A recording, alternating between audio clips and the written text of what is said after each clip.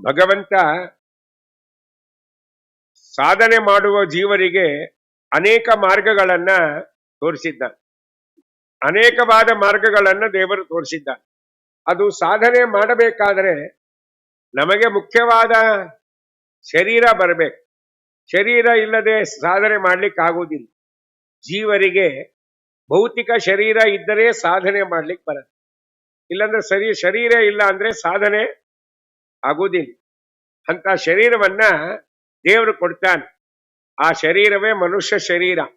ಅದಕ್ಕೆ ಪುರಂದಾಸ್ ಹೇಳಿದ್ರು, ಮಾನವ ಜನ್ಮ ದೊಡ್ಡದು, ಇದು ಹಾನಿ ಮಾಡಿಕೊಳ್ಳಲಿಬೇಡಿ, ಹುಚ್ಚಪ್ಪಗಳಿರ, ಇದು ಬಂದಿದೆ, ಇದು ವೇಸ್ಟ್ ಮಾಡಬೇಡಿ. ಬರೋದೇ ಕಷ್ಟ, ಬರೋದೇ ದುರ್ಲಭ, ಬಂದಿದ್ದೇ ಭಾಗ್ಯ, ಇರೋದೇ ಬಹಳ ಕಷ್ಟ. ಹೌದಿಲ್ಲ? ಕೊನೆ ತನಕ ಇರೋದು ಕಷ್ಟ. ಇದ್ದಾಗೆ ಸಾಧಿಸ್ಕೊ. ನಾಳೆ ನೋಡು ಅಂತ ಅನ್ಬೇಡ. ಯಾಕೆ? ನಾಳೆ ನೀನ್ ಇರ್ಬೇಕಲ್ಲ. ನಾಳೆ ಇರುತ್ತೆ, ನಾಳೆ ನೀನ್ ಇರ್ಬೇಕಲ್ಲ. ಅದಕ್ಕೆ ಶ್ರೀಪಾದರಾಜರು ಹೇಳ್ತಾರೆ, ಮಂದಮತಿಯ ನಿನಗಾಗಲೋ ಈಗಲೋ ಗೋವಿಂದನ ಸ್ಮರಣೆ ಮಾಡುವುದಕ್ಕೆ ಇಂದಿನ ದಿನ ಸುದಿನ, ನಾಳೆ ಎಂದರೆ ಬಹು ಕಠಿಣ.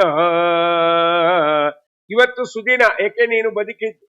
ನಾಳೆ ಅಂತ ಅನ್ಬೇಡ, ಅದು ಬಹಳ ಕಷ್ಟ. ಯಾಕೆ? ನಾಳೆ ಇರಬಹುದು, ಅದು ನಿನಗಾಗಿ ಇರುತ್ತಿಲ್ಲೋ ಅಂತ ಹೇಳಿಕ್ ಬರಲ್ಲ. ಅದಕ್ಕೆ ಅಂತ ಶರೀರವನ್ನ ದೇವರು ಕೊಟ್ಟಾಗ ಸಾಧನೆ ಮಾಡಬೇಕು. ಸಾಧನೆ ಕ್ರಮಗಳು ಅನೇಕ ಇದೆ. ಸಾಧನೆ ಕ್ರಮ ಅದರಲ್ಲಿ ಮಾಸ ಧರ್ಮಗಳು ಅಂತ ಬರ್ತದೆ.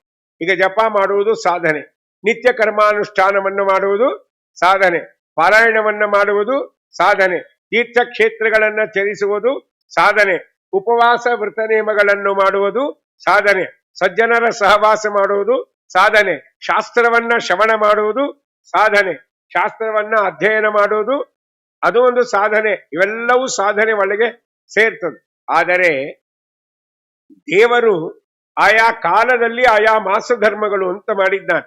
ನಮಗಿರೋದು 12 ಮಾಸ. ಚೈತ್ರ ಮಾಸದಿಂದ ಫಾಲ್ಗುಣ ಮಾಸದವರೆಗೆ 12 ಮಾಸಗಳಿದೆ. ಈ ಮಾಸಗಳಲ್ಲಿ ಭಗವಂತ ಯಾವ ಯಾವ ಧರ್ಮಗಳನ್ನ ಮಾಡಬೇಕು ಅಂತ ಪರಮಾತ್ಮ ತಿಳಿಸಿದ್ದಾನೆ. ಈಗ ಚೈತ್ರ ಮಾಸದಲ್ಲಿ ಮಾಡುವ ಧರ್ಮಗಳೇನು ಅಂತಂದ್ರೆ, ತಂಪಾದ ಪಾನೀಯಗಳನ್ನ ದಾನ ಮಾಡು.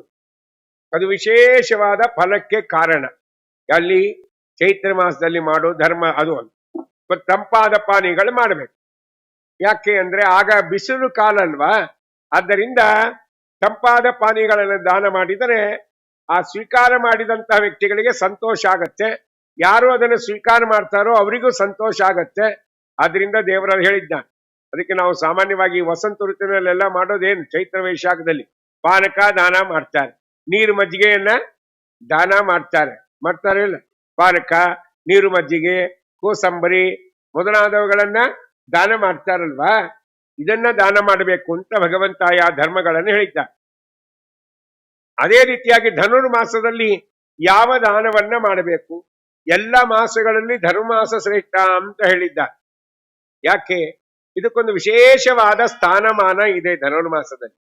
ಏನು ಸ್ಥಾನಮಾನ ಇದೆ ಅಂದ್ರೆ, ಪರಮಾತ್ಮ ತಾನು ಹೇಳುವಾಗ ಹೇಳ್ತಾನೆ, ಈ ಮಾಸದಲ್ಲಿ ಉಣ್ಣೆ ವಸ್ತ್ರಗಳನ್ನ ದಾನ ಮಾಡಬೇಕು ಅಂತ. ಉಣ್ಣೆ ವಸ್ತ್ರಗಳು ಅಂದ್ರೆ ಈ ಶಾಲು ಎಲ್ಲ ಮಾಡ್ತಾರೆ, ಕಂಬಳಿ, ಶಾಲು, ಇದನ್ನೆಲ್ಲವನ್ನ ದಾನ ಮಾಡಬೇಕು. ಯಾಕೆ? ಈ ಮಾಸದಲ್ಲಿ ಚಳಿ ಇರುತ್ತಲ್ವಾ, ಚಳಿಗೆ ಬೇಕಾದಂತ, ಚಳಿಯ ಪ್ರೊಟೆಕ್ಷನ್ಗೆ ಬೇಕಾದಂತಹ ವಸ್ತುಗಳನ್ನ ದಾನ ಮಾಡಬೇಕು ಅಂತ ಭಗವಂತ ತಿಳಿಸಿದ್ದಾನೆ. ಮತ್ತೆ ಅಷ್ಟೇ ಅಲ್ಲ, ಸೂರ್ಯೋದಯ ಸರಿಯಾಗಿ ಭಗವಂತನಿಗೆ ಏನ್ ಮಾಡಬೇಕು? ನೈವೇದ್ಯವನ್ನ ಮಾಡಬೇಕು. ಈ ಮಾಸದಲ್ಲಿ ಯಾವುದು ಶ್ರೇಷ್ಠವಾದ ಪದಾರ್ಥ ಅಂದ್ರೆ ಮುದ್ಗಲಾನ್ನ ಅಂತ ಹೇಳಿದ್ದಾರೆ. ಅಂದ್ರೆ ಹುಗ್ಗಿ ಅಂತ ಕರಿತೀವಲ್ಲ, ಅದು ಬಹಳ ಶ್ರೇಷ್ಠವಾಗಿರ್ತಕ್ಕಂಥ ಒಂದು ಪದಾರ್ಥ. ಈ ಮಾಸದಲ್ಲಿ ಅದನ್ನು ಭಗವಂತನಿಗೆ ಸಮರ್ಪಣೆ ಮಾಡ್ಬೇಕು. ಕೇವಲ ಹುಗ್ಗಿಯನ್ನು ಮಾತ್ರ ಸಮರ್ಪಣೆ ಮಾಡಬಾರ್ದು. ಅದ್ರ ಜೊತೆಗೆ ಇನ್ನೊಂದು ಐಟಮ್ ಮಾಡ್ತಾರೆ. ಯಾವುದದು? ಗೊಜ್ಜು.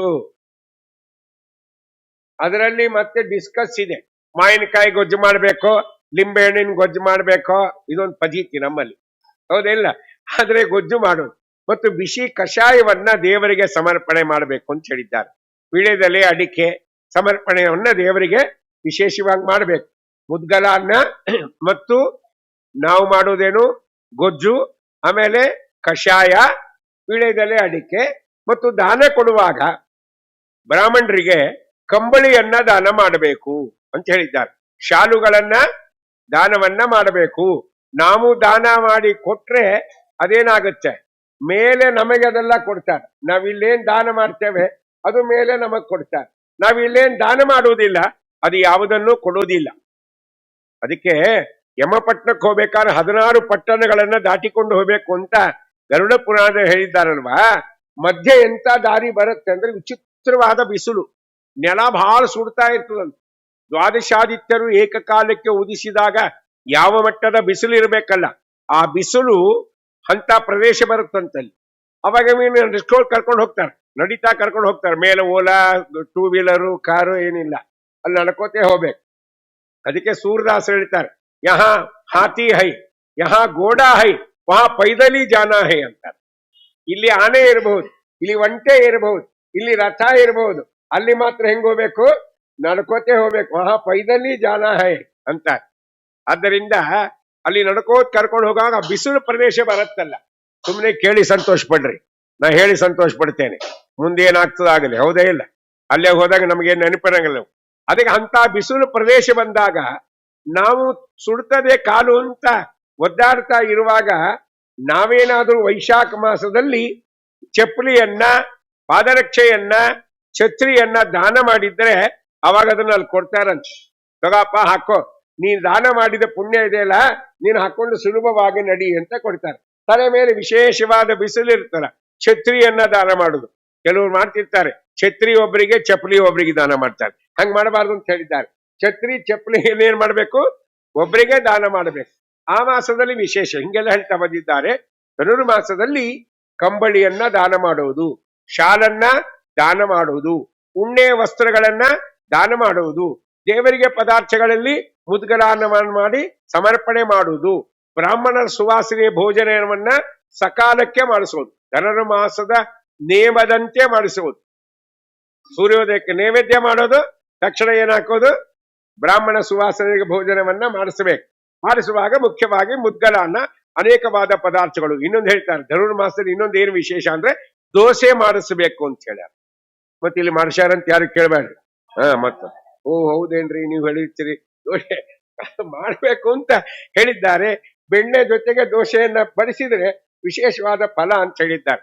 ಈಗ ದ್ವಾದಶಿ ದಿವಸ ದೋಸೆ ನೈವೇದ್ಯ ಮಾಡಿದ್ರೆ 1000 ಹೋಳಿಗೆ ನೈವೇದ್ಯ ಮಾಡಿದ ಫಲ ಬರ್ತದೆ. ನಾವು ದೋಸೆ ಮಾಡ್ತೀವಿ ದ್ವಾದಶಿಗೆ, ಅವಾಗ ಮಧ್ಯಾಹ್ನ ಟಿಫನ್ಗೆ, ಬೆಳಗ್ಗೆ ನೈವೇದ್ಯಕ್ಕೆ ಮಾಡೋದಿಲ್ಲ. ಅದು ನೈವೇದ್ಯ ಸಮಯದಲ್ಲಿ ಮಾಡಿದ್ರೆ ಅಷ್ಟು ಫಲ ಅಂತ ಹೇಳಿದ್ದಾರೆ. ಯಾಕೆ ಬೆಳಗಿನ ಜಾವ ಅಷ್ಟು ಮಾಡ್ಬೇಕು ಅಂದ್ರೆ, ಭಗವಂತ ಬೇಟೆಗೆ ಹೋಗಿರ್ತಾನೆ. ಸ್ವಲ್ಪ ವಯಸ್ಸಾದವನಂತೆ ದೇಹವನ್ನ ಧಾರಣೆ ಮಾಡಿ ಭಗವಂತ ಬೇಟೆಗೆ ಹೋಗಿರ್ತಾನೆ. ಬೇಟೆ ಆಡಿಕೊಂಡು ಭಗವಂತ ಮನೆಗೆ ಬರುವಾಗ ಏನಾಗಿರ್ತದೆ, ಬೆಳಗಿನ ಜಾವ ಆಗಿರ್ತದೆ, 5 ಕಾಲ ಆಗಿರ್ತದೆ. ಅವ ಭಗವಂತ ಬೇಟೆ ಆಡ್ಕೊಂಡು ಬಂದಲ್ಲ, ಅದಕ್ಕೆ ಚಳಿಯಿಂದ ಬಂದಿರ್ತಾನಾದ್ರಿಂದ ಅವನಿಗೇನ್ ಮಾಡೋದು, ಕಷಾಯವನ್ನ ನೈವೇದ್ಯ ಮಾಡುವುದು. ಆಮೇಲೆ ಮುದ್ಗಲಾನವನ್ನ ದೇವರಿಗೆ ನೈವೇದ್ಯ ಮಾಡಿ ಮಂಗಳಾರತಿ ಮಾಡಿದರೆ ದೇವರು ಬಹಳ ಸಂತೋಷ ಪಡ್ತಾನೆ. ನಮಗೆ 7 ಜನ್ಮಗಳಲ್ಲಿ ವಿಶೇಷವಾದ ಸಂಪತ್ತನ್ನು ಕೊಡ್ತಾನಂತೆ, ಧನುರ್ಮಾಸವನ್ನ ಆಚರಣೆ ಮಾಡಿದರೆ ಹಂಗ್ ಕೊಡ್ತಾನೆ ದೇವರು ಅಂತ ಹೇಳಿದ್ದಾರೆ. ಮತ್ತೆ ಈ ಮಾಸದಲ್ಲಿ ವಿಶೇಷವಾಗಿ ವಸ್ತ್ರದಾನವನ್ನು ಮಾಡಬಹುದು, ರಜತ ದಾನವನ್ನು ಮಾಡಬಹುದು, ಹಿರಣ್ಯ ದಾನನು ಇಂಟು ಬ್ರಾಕೆಟ್ ಮಾಡಬಹುದು ಇದ್ದವರು ಅಂತ ಹೇಳಿದ್ದಾರೆ. ವಿಶೇಷವಾಗಿ ಇನ್ನೊಂದೇನು ಅಂದ್ರೆ, ಭಗವಂತನ ಕಥೆಯನ್ನ ಶ್ರವಣ ಮಾಡಬೇಕು. ಭಾಗವತಾದಿ ಗ್ರಂಥಗಳನ್ನ ಶ್ರವಣ ಮಾಡುವುದು ಬಹಳ ವಿಶೇಷ ಅಂತ ಹೇಳಿದ್ದಾರೆ. ಈ ಮಾಸದಲ್ಲಿ ಊಟಕ್ಕೆ ಹಾಕಿದ್ರೆ ಏನು ಫಲ ಬರ್ತದೆ, ಸಕಾಲಕ್ಕೆ ಪೂಜೆ ಮಾಡಿ ಅಂತಂದ್ರೆ ಒಂದು ಕಥೆಯನ್ನು ಹೇಳಿದ್ದಾರೆ. ಧರ್ಮರಾಜರು ರಾಷ್ಟ್ರಯಾಗ ಮಾಡುವ ಕಾಲ, ವಿಶೇಷವಾಗಿ ರಾಷ್ಟ್ರಯಾಗದಲ್ಲಿ ಲಕ್ಷಾಂತರ ಜನ ಸೇರಿಬಿಟ್ಟಿದ್ದಾರೆ. ಎಲ್ಲರೂ ಜ್ಞಾನಿಗಳು, ಧೌಮ್ಯರು, ಗಾರ್ಗೆಯರು ಮೊದಲಾದ ಋಷಿಗಳು, ಒಬ್ಬರ ಇಬ್ಬರ, ಆಮೇಲೆ ಭೀಷ್ಮರು, ಕೃಪರು, ಅಶ್ವತ್ಥಾಮರು, ದ್ರೋಣರು, ಅನೇಕ ಜ್ಞಾನಿಗಳೆಲ್ಲ ಸೇರಿದ್ದಾರೆ. ಆ ಕಾಲಕ್ಕೆ ಧರ್ಮರಾಜರು ರಾಷ್ಟ್ರಯಾಗ ಮಾಡುವಾಗ ಒಬ್ಬ ಬ್ರಾಹ್ಮಣನಿಗೆ ಈ ಸಮಾಚಾರ ಗೊತ್ತಾಯ್ತು. ಅವನು ದೇಶಾಂತರ ತಿರುಗ್ತಾ ಇದ್ದವ, ಆ ಊರು ಈ ಊರು ತಿರುಗಾಡ್ಕೊಂಡಿದ್ದ ಬ್ರಾಹ್ಮಣ. ಹಿಂದ ಅದಕ್ಕೆ ದೇಶಾವರಿ ಬ್ರಾಹ್ಮಣರು ಅಂತ ಕರೀತಿದ್ರಿ. ಈ ಕಡೆ ಏನಂತಿದ್ರು ಗೊತ್ತಿಲ್ಲ ನಮಗೆ, ನಮ್ಮ ಭಾಷೆದಾಗ ದೇಶಾವರಿ ಬ್ರಾಹ್ಮಣರು ಅಂತ ಕರೀತಿದ್ರು. ಅಂದ್ರೆ ಒಬ್ರು ಒಂದ್ ಊರಿಗೆ ಹೋಗ್ಬೇಕು, ಒಬ್ರು ಮನೆ 4 ದಿವಸ ಇರ್ಬೇಕು, ಪುರಾಣ ಹೇಳ್ಬೇಕು, ಅವ್ರೇನ್ ಕೊಡ್ತಾರ ಆ ವಸ್ತುವನ್ನು ತಗೊಂಡೋಗಿ ಮನೆ ಜೀವನ ಮಾಡೋದು. ಹಿಂಗ ಬ್ರಾಹ್ಮಣ ಸುತ್ತಾ ಇರುವಾಗ ಅವನಿಗೆ ಗೊತ್ತಾಯ್ತು, ಓಹೋ ಇಲ್ಲಿ ಧರ್ಮರಾಜರು ರಾಸಯಾಗ ಮಾಡ್ತಾ ಇದ್ದಾರೆ, ಅವನನ್ನು ಭೇಟಿ ಮಾಡಿಕೊಂಡು ಹೋಗೋಣ ಅಂತ ಬ್ರಾಹ್ಮಣ ಹಿಂಗೇ ಹೋಗ್ಬೇಕು ಮುಂದಿನ ಊರಿಗೆ. ಮಧ್ಯದಲ್ಲಿ ಧರ್ಮರಾಜರು ರಾಸಯಾಗ ಮಾಡೋದು ಸ್ಥಳ ಇತ್ತು.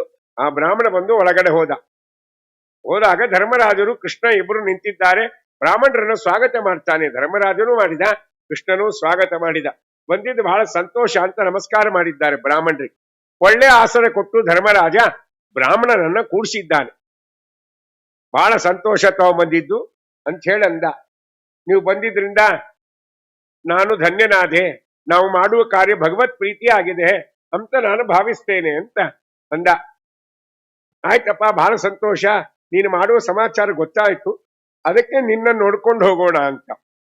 ಯಾಕಂದ್ರೆ ಪದ್ಮ ಪುರಾಣದಲ್ಲಿ ಒಂದು ಮಾತಾಡಿದ್ದ, ಏನು ಎಲ್ಲಾದ್ರೂ ಯಜ್ಞ ಮಾಡ್ತಾ ಇದ್ರೆ ನಾವು ಅವರನ್ನು ಹೋಗಿ ಯಜ್ಞ ಮಾಡುವವರನ್ನ ಭೇಟಿಯಾಗಿ ಬಂದರೂ ನಮಗೆ ಯಜ್ಞ ಮಾಡಿದ ಫಲದಲ್ಲಿ ಪುಣ್ಯ ಬರುತ್ತೆ. ಸುಮ್ಮನೆ ಭೇಟಿ ಮಾಡಬಾರ್ದು, ನಾವೇನ್ ಖರ್ಚು ಮಾಡೋದು ಬೇಡ. ಅವ್ರ ಮನೆಗೆ ಯಜ್ಞ ಮಾಡ್ತಾ ಇದ್ದಾರೆ ಗೊತ್ತಾದ್ರೆ ಅವ್ರು ಭೇಟಿ ಮಾಡಿ ಬಂದ್ರೆ ಸಾಕು. ಒಂದು ಇಲ್ಲ, ಭೇಟಿ ಮಾಡ್ಲಿಕ್ಕೆ ನಮಗ್ ಆಗಲಿಲ್ಲ ಅಂದ್ರೆ 4 ಜನಕ್ಕೆ ಹೇಳ್ಬೇಕಂತ, ಅವ್ರ ಮನೆಗೆ ಹೋಮ ಮಾಡ್ತಾ ಇದ್ದಾರೆ, ನೀವು ಹೋಗ್ಬರ್ರಿ ಅನ್ಕೊಳ್ಳಿದ್ರೆ ನಂಗೆ ಆಗ್ತಾ ಇಲ್ಲ ಅಂತ ಹೇಳಿದ್ರು ಅವರು ಮಾಡುವ ಯಜ್ಞದಲ್ಲಿ ನಮಗೇನಾಗುತ್ತೆ, ಪುಣ್ಯ ಬರುತ್ತೆ. ಬೇಡ, ಯಾಕ ನಮಗೊಬ್ರಿಗೆ ಹೇಳ್ಬೇಕು ಅಂದ್ರೆ ಒಂಥರ ಅಲ್ವಾ, ಅವ್ರು ನಮ್ಗಿಂತ ಫಾಸ್ಟ್ ಹೋಗಬಾರ್ದು ಅಂತ ಇದೊಂದು ತಲೆಯಾಗಿರ್ತದೆ ನಮಗ್. ನಾವೇ ಕೇಳ್ಬೇಕ್ರಿ, ಅವರು ನಮ್ಗೆ ಹೇಳಿಲ್ಲ, ನಾವೇ ನಮ್ಮ ಹತ್ರ ಇವೇ ಬಹಳ ತುಂಬ್ಕೊಂಡ್ಬಿಟ್ಟ.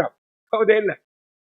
ಹಂಗೆ ಹೇಳಿಲ್ಲ ಬಿಟ್ಟು ಕೂತಲ್ಲೇ ಸ್ಮರಣೆ ಮಾಡಿ, ಇಂಥವರ ಮನೆಯಲ್ಲಿ ಇವತ್ತು ಸುದರ್ಶನ ಹೋಮ ಇದೆ, ಹೋಮಾನ ಹೋಮ ಇದೆ ಅಂತ ನೀ ಸ್ಮರಣೆ ಮಾಡಿದ್ರು ಪುಣ್ಯ ಬರುತ್ತೆ. ಅದಕ್ಕೆ ಆ ಬ್ರಾಹ್ಮಣ ಹೊಟ್ಟಿದ್ದಲ್ಲ, ದಾರಿಯಲ್ಲಿ ನೋಡ್ಕೊಂಡು ಹೋಗ್ಬಿಟ್ಟು ಬಂದ. ಧರ್ಮರಾಜ ಬಹಳ ಸಂತೋಷಪ್ಪ, ಸಾಗಲಿ ನಿನ್ನ ಕೆಲಸ, ನಾ ಬರ್ತೇನೆ ಅಂತ ಎದ್ದ ಬ್ರಾಹ್ಮಣ. ಧರ್ಮರಾಜರಂತಾರೆ, ಸ್ವಾಮಿ ಅನಾಯಾಸ ತಾವು ಬಂದಿದ್ದೀರಿ, ಭೋಜನ ಮಾಡ್ಕೊಂಡು ಹೋಗ್ಬೇಕು ಅಂತ ಹೇಳಿ. ಅವಾಗ ಬ್ರಾಹ್ಮಣ ಹೇಳ್ತಾನೆ, ನೋಡು ಧರ್ಮರಾಜ, ನಂದೊಂದು ನೇಮ ಇದೆ, ನನ್ನ ನೇಮಕ್ಕೆ ನೀನು ಅನುಕೂಲ ಮಾಡಿದರೆ ನಾನು ಭೋಜನ ಮಾಡ್ತೇನೆ, ಇಲ್ಲಾಂದ್ರೆ ನಾ ಭೋಜನ ಮಾಡಲ್ಲ. ಏನ್ ತಮ್ಮ ನೇಮ ಅಂತ ಕೇಳಿದ್ರು ಧರ್ಮರಾಜ.